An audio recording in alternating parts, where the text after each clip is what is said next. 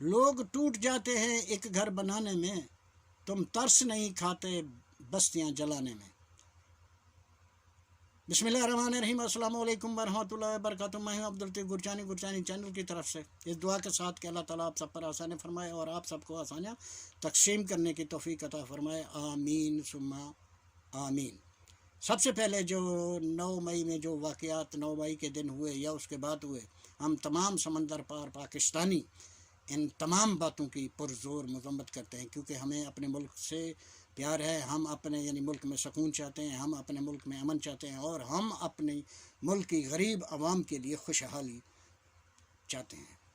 ساتھ میں یہ کہنے میں بھی حق بجانب ہے کہ ان تمام باتوں کی، ان تمام معاملات کی ایک شفاف انکوائری کرائی جائے، اور جو بھی کردار اس میں ملوث ہیں ان کو قرار واقعی سزا دی جائے، تاکہ آئندہ کوئی ایسا گھنونہ پھیر کرنے کی کوشش جرت نہ کر سکے، بھلے وہ کوئی بھی ہے، کسی بھی پارٹی سے اس کا تعلق ہے۔ سیاستدانوں کے تعارف تو بہت ہیں، آج ایک چھوٹا سا اور بھی میں آپ کے ساتھ تعارف کرانے کی کوشش کروں گا۔ شاید یہ 2 لفظ آپ نے پہلے ان کے تعارف میں نہیں سنے ہوں گے۔ ماضی کے ایک بہت بڑے فلمی اداکار تھے، ہیرو تھے سید کمال۔ انہوں نے سیاست میں بھی حصہ لیا اور الیکشن بھی لڑے، لیکن ناکام ہوئے۔ پھر انہوں نے اپنے ایک انٹرویو میں کہا تھا، جب ان سے یہ سوال کیا گیا کہ آپ فلموں میں تو کامیاب رہے لیکن سیاست میں آپ ناکام کیوں ہوئے، تو انہوں نے ایک بڑا خوبصورت سا جواب دیا۔ ان کا جواب یہ تھا کہ حالانکہ سیاستدان ہم سے زیادہ اداکاری کرتے ہیں، لیکن پھر بھی عوام ان پہ بھروسہ کرتی ہے۔ ہماری قانون کی سماعت میں یہ باتیں یہ سیاستدان کرتے رہتے ہیں کہ ہمارے ملک کی بقا اور ہمارے ملک کی خوشحالی، جمہوریت صرف جمہوریت میں ہے۔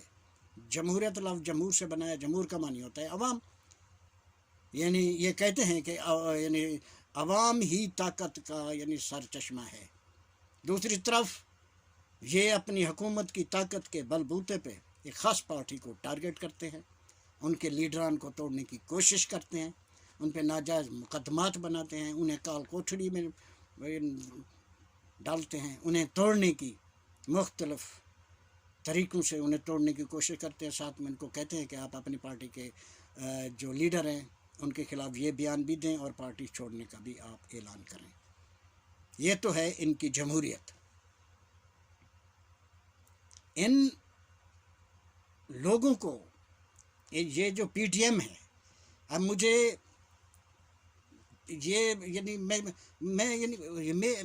یہ میری عقل جواب دے جاتی ہے کہ بھی ان کی سوچ کیا ہے۔ یہ ان لوگوں کو توڑ رہے ہیں جنہوں نے عمران خان صاحب کے نام پہ ووٹ لیا، تو بھیا اگر توڑنا ہے تو جنہوں نے ووٹ دیے ہیں ووٹرز کو توڑیے، جو کہ ان کے بس کی بات اب رہی نہیں ہے، کیونکہ گزشتہ جو بھی الیکشن ہوئے، جہاں بھی الیکشن ہوئے، ان کے نتائج کو دیکھیں تو معلوم ہو جاتا ہے کہ عوام کی اکثریت کا رخ کس طرف ہے۔ عوام کا مزاج پہلے والا اب نہیں رہا۔ محسن نقوی صاحب نے بھی کہا تھا کہ پہلے خوشبو کے مزاجوں کو سمجھ لو محسن، پھر گلستان میں کسی گل سے محبت کرنا۔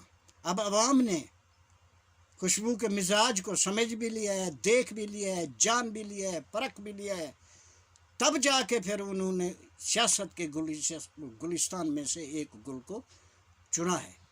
اب ملک کے حالات، اب ہمارے ساتھ یہاں پہ کافی سارے ہمارے انڈیا کے دوست بھی ہیں، ہمارے بنگلہ دیش کے دوست بھی ہیں، ہمارے ملک کے حالات کو دیکھتے ہوئے وہ ہم سے سوالات کرتے ہیں، ہم جواب نہیں دے پاتے، کیونکہ ہم سیاستدان تو ہے نہیں کہ سچ کو جھوٹ ثابت کریں اور جھوٹ کو سچ ثابت کریں۔ جو حقیقت ہے وہ حقیقت ہے، خاموش ہو جاتے ہیں۔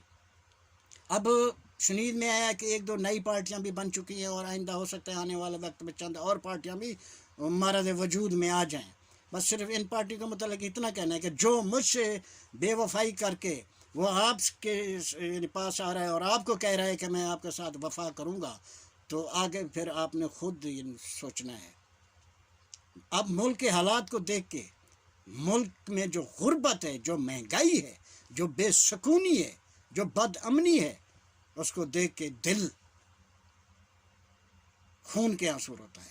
باتیں دل میں بہت ہیں، دل چاہتا ہے وہ باتیں کی جائیں، لیکن مجھے جان ایلیا صاحب کا وہ شعر یاد آ جاتا ہے کہ ڈر ہے چبا نہ ڈالیں کلیجہ نکال کر، ڈر ہے چبا نہ ڈالیں کلیجہ نکال کر، رہتے ہیں تیرے شہر میں ہندا مزاج لوگ۔ اب جو لوگ یعنی پی ٹی آئی کو چھوڑ کے جا رہے ہیں، ان میں سے دو تین شخصیات کا ذکر کرنا ضروری سمجھتا ہوں۔ سب سے پہلے محترمہ شیریں مزاری صاحبہ، جو کہ ایک نہایت ہی پڑھی لکھی اور بزرگ خاتون ہیں، انہیں ایک بار نہیں، 2 بار نہیں، 3 بار نہیں، 5 بار انہیں گرفتار کیا گیا، کال کوٹھڑی میں بند کر دیا گیا، سونے کے لیے تکیہ یا بستر وغیرہ بھی نہیں دیا گیا۔ روزمرہ کی، کیونکہ وہ ایک بزرگ خاتون ہیں، روزمرہ کی جو میڈیسنز ان کے استعمال میں ہوتی وہ بھی ان تک پہنچانے کی اجازت نہیں دی گئی۔ گھر سے کھانا جو سیاستدانوں کو دیا جاتا ہے جب وہ جیل میں، تو وہ گھر کا کھانا بھی ان تک پہنچانے کی اجازت نہیں تھی۔ ایک خاتون بزرگ کیا کرتی؟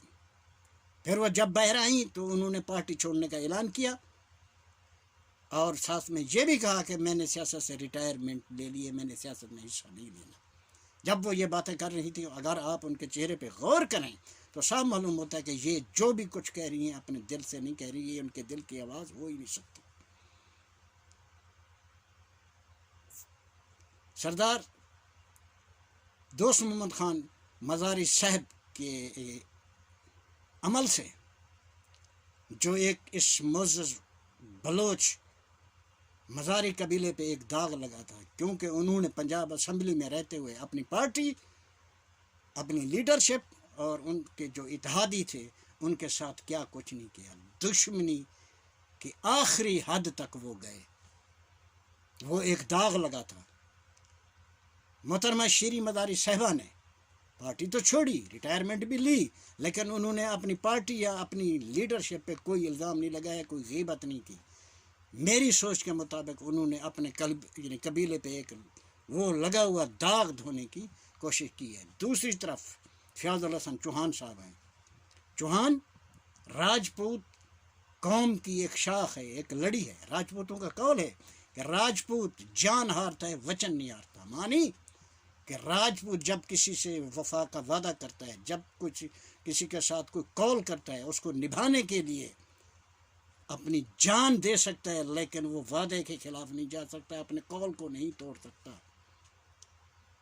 اس قسم کے پرندے، میں ان لوگوں کی بات کر رہا ہوں جنہوں نے پارٹیاں تو چھوڑی، پارٹی کو چھوڑا، ضرور چھوڑا، لیکن پارٹی کے خلاف نہیں گئے، پارٹی کے خلاف کوئی بیان بازی نہیں کی۔